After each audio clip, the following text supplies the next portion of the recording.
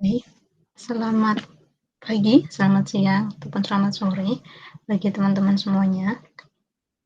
Kali ini saya akan mempresentasikan dan juga menerangkan mengenai materi kita terkait dengan agresi. Dan materi ini sebagai bentuk kompensasi gitu ya kepada teman-teman, terkhusus kelas L, karena saya tidak, eee, memberikan materi secara langsung. Baik, kalau mengenai agresi ini saya rasa teman-teman sudah punya gambaran dan juga mungkin sudah, eee punya contoh gitu ya, banyak contoh yang bisa kita ambil, yang mana kasus-kasus mengenai agresivitas, kekerasan, itu seringkali kita saksikan. Bisa di televisi, di media sosial, di koran, bahkan dalam kehidupan sehari-hari. Atau bahkan kita secara personal pernah menjadi orang yang melakukan agresi, ataupun menjadi korban agresi, meskipun bukan yang dalam bentuk ekstrim, gitu ya. Nah, agresi sendiri itu adalah segala tindakan yang tujuannya itu untuk menyakiti atau menghancurkan orang lain, gitu ya. Jadi tindakan yang ditujukan untuk menyakiti ataupun menghancurkan orang lain itu adalah agresi, gitu ya. Ketika tujuan itu tidak ditujukan untuk menyakiti orang lain ataupun menghancurkan orang lain, itu bukan agresi. Nah, untuk dikatakan sebagai agresi, sebuah tindakan atau perilaku itu perlu untuk memenuhi 3 persyaratan atau 3 karakteristik. Yang pertama adalah perilaku teramati. Jadi perilaku yang namanya perilaku gitu ya, perilaku itu bisa diamati, bisa diobservasi, bisa dilihat. Kalau misalnya dilakukan di dalam hati, misalnya kita tidak suka sama seseorang, terus kita mengumpat ataupun kita menghina, kita misuh dan sebagainya, tetapi dalam hati gitu, itu tidak masuk ke dalam agresi. Terus kemudian perilaku sosial. Jadi agresi itu merupakan sebuah perilaku yang terjadi pada konteks sosial.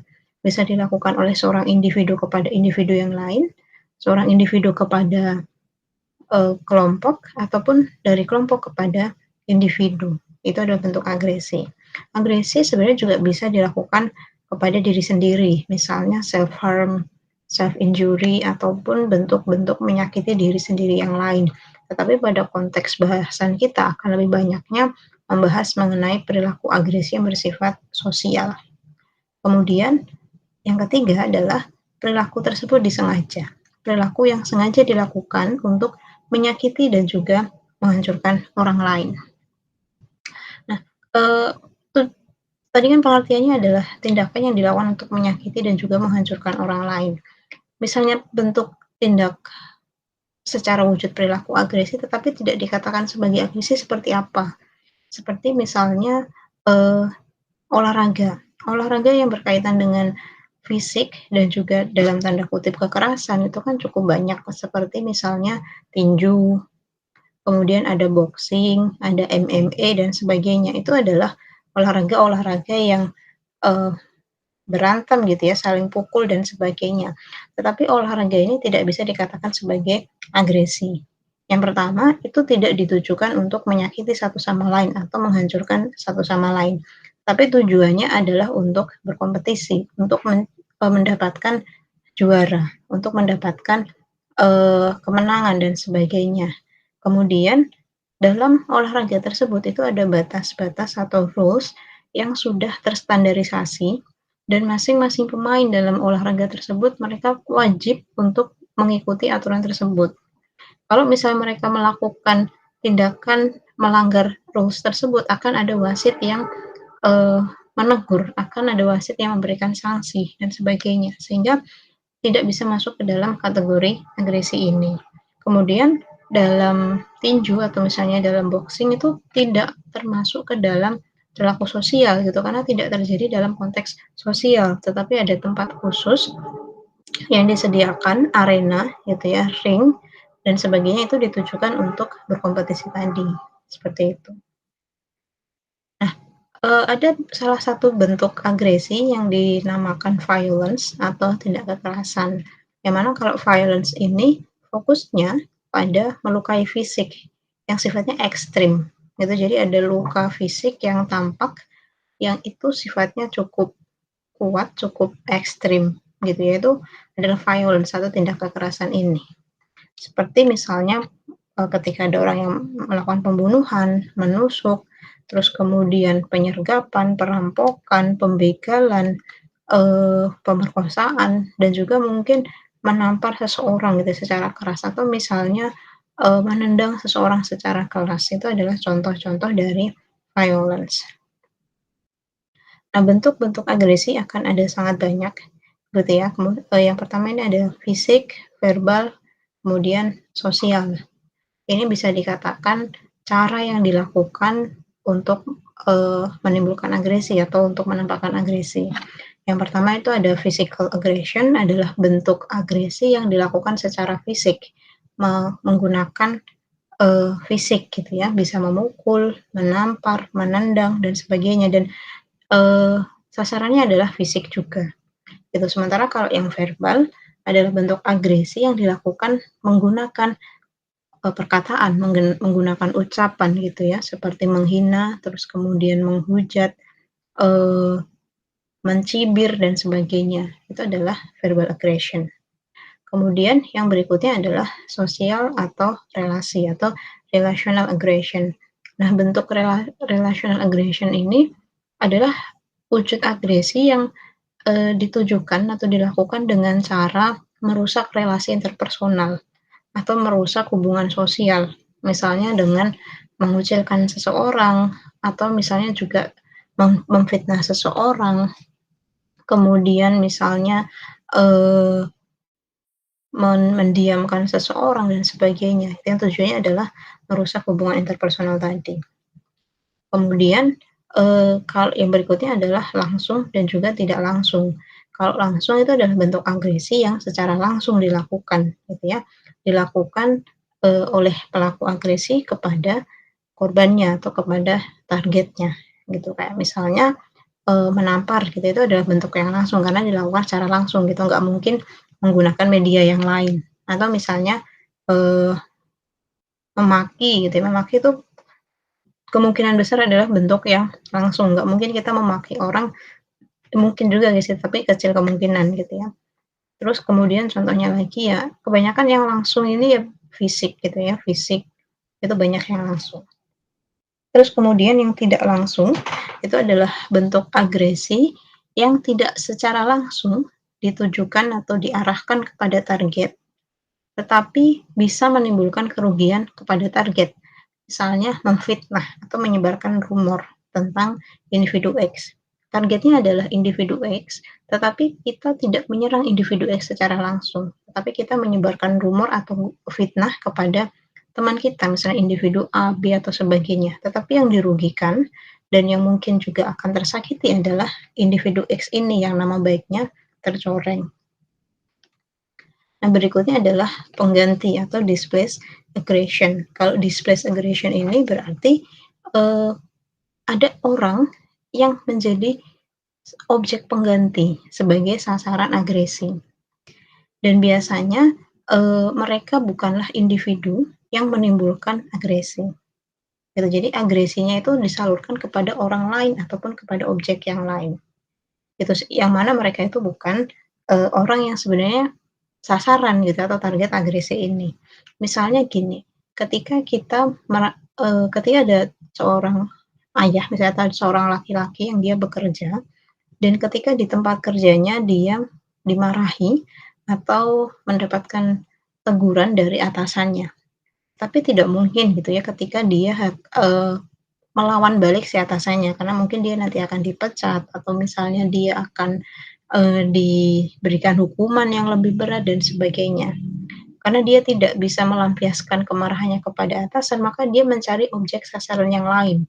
Bisa jadi adalah orang-orang yang ada di rumahnya, seperti, anaknya, istrinya, ataupun orang lain yang ada di rumah. Itu adalah displaced aggression. Atau misalnya juga ketika kita, eee, apa namanya, dimarahan sama pacar gitu ya, tapi kita nggak bisa menunjukkan agresi sama pacar, tapi kepada teman misalnya kayak gitu, itu adalah displaced aggression. Atau misalnya gini, ketika kita lagi nonton olahraga, misalnya timnas Indonesia gitu ya, terus timnas Indonesia kalah, kita bisa marah sama timnasnya langsung gitu ya, tapi kita marahnya itu kepada teman kita atau kepada keluarga kita dan sebagainya. Jadi kita mencari pengganti untuk target kemarahan. Nah, yang berikutnya adalah passive dan juga active aggression. Kalau passive aggression itu adalah bentuk agresi yang seolah-olah kita tidak memperlihatkan agresi, tapi sebenarnya ada agresi di sana. Kayak contohnya adalah silent treatment. Silent treatment itu orang sedang diam gitu ya, atau silent treatment ini kan seolah-olah si individu yang melakukan silent treatment ini tidak melakukan apapun gitu atau dia tidak menampakkan agresi. Tetapi tersirat sebenarnya gitu ya atau di bawah permukaan itu dia ingin mengatakan bahwa ada agresi yang terpendam. Itu adalah passive aggression. Kayak misalnya gini, contoh lain gitu ya, masih berkaitan dengan silent treatment ini.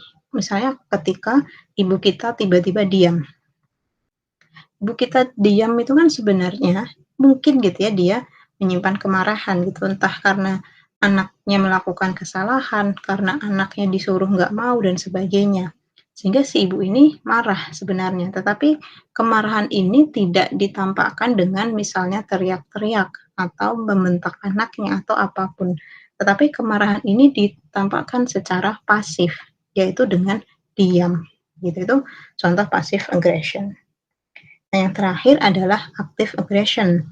Ya, kalau active aggression ya berarti kebalikannya dari passive aggression, di mana agresi ini ditunjukkan secara aktif, secara nyata gitu ya.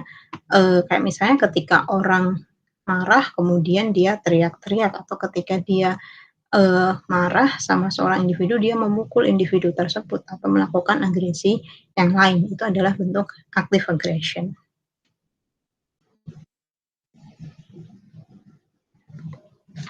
Ya, berikutnya adalah fungsi agresi. Jadi fungsi agresi itu ada dua, ada reaktif dan juga proaktif. Kalau reaktif itu ya berarti tindakan agresi itu merupakan bentuk reaksi atau respon yang dipicu oleh tindakan orang lain gitu, yang mana tindakan agresi kita ini tetap untuk menyakiti orang lain gitu, untuk membalas orang lain. Misalnya ketika kita dipukul, kita membalas memukul, atau ketika kita dihina, kita membalas menghina dan sebagainya. Terus kemudian fungsi yang kedua adalah proaktif. Kalau proaktif ini berarti agresi itu digunakan sebagai alat sebagai cara gitu ya, yang diperhitungkan, yang direncanakan untuk mencapai sebuah tujuan. Misalnya ketika ada seorang individu yang dia ingin mendapatkan posisi atau jabatan tertentu, dan untuk mendapatkan atau mencapai jabatan tersebut, si orang ini menyingkirkan pesaing-pesaingnya, gitu ya, dengan cara menyebarkan rumor, menyebarkan fitnah, atau bahkan dengan menggunakan kekerasan fisik, gitu ya, melukai secara fisik. Itu adalah fungsi agresi sebagai proaktif. Nah, yang berikutnya adalah pemicu agresi. Kalau pemicu agresi ini ya kayak sumber gitu ya atau faktor-faktor yang bisa menimbulkan agresi. Yang pertama ada lingkungan atau situasional. Kalau lingkungan situasional ini ya berarti bisa lingkungan lingkungan, lingkungan sebagai alam atau lingkungan sebagai sebuah situasi. Kalau lingkungan sebagai alam misalnya suhu udara panas atau temperatur panas gitu ya. Itu bisa memicu seseorang melakukan agresi. Kenapa demikian? Karena suhu udara panas itu membuat tubuh menjadi tidak nyaman. Dan ketika tubuh kita tidak nyaman, itu batas toleransi kita terhadap situasi itu menjadi semakin rendah. Gitu kayak misalnya ketika kita lagi di KRL, lagi di busway, penuh sesak dengan orang, suasananya panas, suhu udaranya panas, kita disenggol dikit sama orang aja itu rasanya sudah pengen ngamuk gitu ya. Atau misalnya contoh lain dari lingkungan ini, perubahan iklim. Kayak misalnya perubahan iklim itu kan pada akhirnya menyebabkan semakin banyak terjadi permasalahan lingkungan, kayak misalnya bencana alam. Adanya bencana alam itu bisa memunculkan kelangkaan sumber daya pangan. Adanya sumber daya pangan ini akan membuat orang akan saling berkompetisi gitu ya, akan saling berebut sumber daya ini sehingga bisa memicu terjadinya konflik. Kemudian kalau yang situasional ya misalnya kericuhan, misalnya tawuran dan sebagainya. Itu yang bisa memicu agresi. Karena pada dasarnya ketika tawuran atau kericuhan tadi terjadi itu disebabkan oleh satu atau 2 individu, yang mana dari satu atau 2 individu ini semakin meluas, semakin banyak, gitu ya, itu faktor yang pertama. Kalau faktor yang kedua ya dari genetik gitu, contohnya adalah temperamen misalnya gitu ya. Temperamen itu bisa menjadi salah satu faktor yang membuat orang itu, lebih sering atau lebih rentan melakukan agresivitas. Tetapi perlu dicatat bahwa genetis itu sifatnya potensial, yang artinya tidak selalu atau tidak melulu berujung pada tindakan agresi, tergantung juga bagaimana lingkungan membentuk si individu. Itu terus kemudian faktor internal. Kalau faktor internal nih berarti dari si individunya gitu, kayak misalnya prinsipnya dia, nilai yang dia anut, kemudian keyakinan, bisa juga dari kepribadian dan sebagainya. Gitu, itu bisa menjadi pemicu juga. Kayak dan masing-masing individu bisa jadi berbeda ketika misalnya prinsip yang dia anut berbeda, nilai yang dia anut berbeda. Nah, yang berikutnya adalah pengaruh zat dan juga obat kimia gitu ya. Bisa dijelaskan melalui 2 hal atau mencakup 2 hal ini gitu, bisa hormon dan neurotransmitter dan juga minuman beralkohol dan juga obat-obatan. Kalau hormon dan neurotransmitter misalnya adalah hormon testosteron. Jadi banyak riset yang sudah menemukan bahwa ada kaitan antara hormon testosteron dan juga perilaku agresif. Nah, kenapa para, tindakan kekerasan itu pelakunya lebih banyak laki-laki dibandingkan dengan perempuan. Itu ya salah satunya, adalah adanya hormon testosteron ini, gitu ya. Atau misalnya contoh lain ketika seorang perempuan, dia ingin menjadi transgender laki-laki, itu kan dia harus melakukan suntik hormon testosteron dan ditemukan bahwa ketika seorang perempuan ini sudah melakukan, suntik hormon, tingkat agresivitasnya itu lebih tinggi dibandingkan dengan sebelum dia melakukan suntik hormon, gitu. Nah, yang terakhir adalah korelasi neurofisiologis dan juga fisiologis. Kalau ini bisa kita kaitkan dengan misalnya kenapa banyak kasus kekerasan yang pelakunya adalah laki-laki gitu ya, karena secara neurofisiologis dan juga fisiologis itu dalam tanda kutip itu mendukung. Itu kalau dari neurofisiologis ya adanya hormon testosteron tadi gitu. Kalau secara fisiologis ya secara fisik laki-laki itu lebih mendukung gitu ya, kayak misalnya secara massa otot lebih banyak, badannya lebih, besar, lebih kekar dan sebagainya, itu dibandingkan dengan perempuan. Nah, yang berikutnya adalah teori agresi. Kalau dari teori agresi ini saya ingin menjelaskan, eee, garis besarnya gitu ya dari masing-masing teori ini. Nah, yang pertama itu adalah psikoanalisis. Kalau psikoanalisis poin pentingnya adalah insting. Jadi, menurut pendekatan psikoanalisis, agresi itu adalah instinktif yang dimiliki oleh semua manusia. Jadi semua orang punya insting untuk melakukan agresi, terutama pada situasi-situasi yang mengancam atau situasi-situasi yang membahayakan. Kayak misalnya ketika kita dicegat sama orang gitu ya, atau ketika kita, terancam untuk dibegal sama orang gitu, itu punya dorongan atau punya insting untuk melakukan pembelaan diri gitu, yang bisa jadi caranya adalah agresi tadi gitu ya. Terus kemudian frustasi agresi. Kalau menurut teori frustasi agresi, agresi itu muncul karena rasa frustasi. Rasa frustasi terjadi ketika misalnya kita gagal dalam memperoleh sesuatu atau mencapai tujuan kita. Rasa ketidaknyamanan, rasa tidak senang ketika kita gagal mencapai yang kita inginkan, itu bisa memunculkan agresi tadi, gitu. Nah, tetapi dalam frustasi agresi ini itu juga tergantung bagaimana respon yang akan diberikan atau yang akan ditunjukkan oleh seseorang. Karena respon dalam menghadapi sebuah konflik itu kan masing-masing orang berbeda. Ada yang akan dia fight atau dia melawan gitu ya, yang itu bisa menimbulkan agresi. Tetapi bisa juga orang itu merespon secara flight atau dia menghindar, dia melarikan diri. Nah, ketika seseorang responnya adalah flight atau menghindar tadi, ya kemungkinan tidak akan terjadi agresi karena dia menghindari konflik atau dia menghindari pertentangan, gitu. Terus teori yang ketiga adalah teori belajar. Kalau menurut teori belajar ini, ya agresi adalah hasil proses belajar dari lingkungan, dari sosial, dari orang tua, dari sekolah, dari media gitu ya, dari tontonan dan sebagainya, itu bisa menjadi sumber di mana tempat seseorang itu belajar untuk melakukan agresivitas, gitu. Nah, yang keempat itu adalah rangsangan fisiologis. Kalau rangsangan fisiologis ini ya, perilaku agresi itu terjadi ketika fisik kita atau tubuh kita itu merasa tidak nyaman, gitu ya. Kayak misalnya tadi dalam situasi panas, dalam situasi yang pengap, tubuh kita itu menjadi tidak nyaman sehingga merangsang kita atau mendorong kita untuk melakukan agresi. Karena tingkat toleransi kita terhadap situasi yang ada di sekitar itu menjadi semakin rendah gitu sehingga di apa namanya disenggol dikit aja udah langsung meledak gitu ya. Itu yang keempat. Sementara kalau yang kognitif sosial itu tergantung bagaimana seseorang menilai situasi sosial dan ini juga berkaitan dengan skrip atau norma sosial yang ada di masyarakat. Jadi orang itu akan menilai bagaimana sosial itu menerima perilaku agresif yang dia lakukan.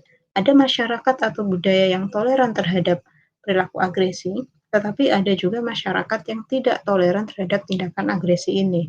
Orang yang berada dalam masyarakat yang toleran terhadap tindakan agresi, mereka akan menilai dan juga memproses gitu ya bahwa ketika saya melakukan agresi, orang akan lebih menerima. Ketika saya melakukan tindakan tersebut, orang tidak akan marah. Gitu, itu yang teori kognitif sosial gitu. Jadi tergantung bagaimana orang menilai masyarakat, apakah mereka itu akan lebih menerima atau tidak ketika terjadi tindakan agresi.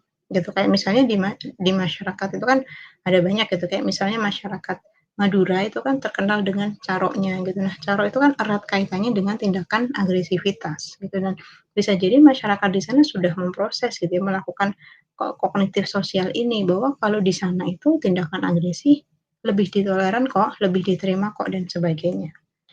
Nah, yang terakhir adalah agresi umum. Kalau berdasarkan teori agresi umum, agresi itu terjadi karena dua faktor. Yang pertama adalah input orang atau input input individu dan yang kedua adalah input situasi. Kalau input orang ya tadi kayak misalnya prinsipnya, nilainya, kepribadian, jenis kelamin dan sebagainya. Kalau situasi ya kondisi gitu ya, terus kemudian faktor eksternal dan sebagainya. Nah, kombinasi kedua inilah yang bisa mendorong terjadinya agresi, gitu. Saya rasa itu teman-teman untuk materi kita pada hari ini, pada kesempatan kali ini. Kita ketemu lagi di kesempatan yang lain. Terima kasih. Sebelumnya kalau misalnya nanti ada pertanyaan, bisa langsung disampaikan kepada di grup ataupun di diskusi yang ada di SIA, di SIDIA. Terima kasih. Assalamualaikum warahmatullahi wabarakatuh.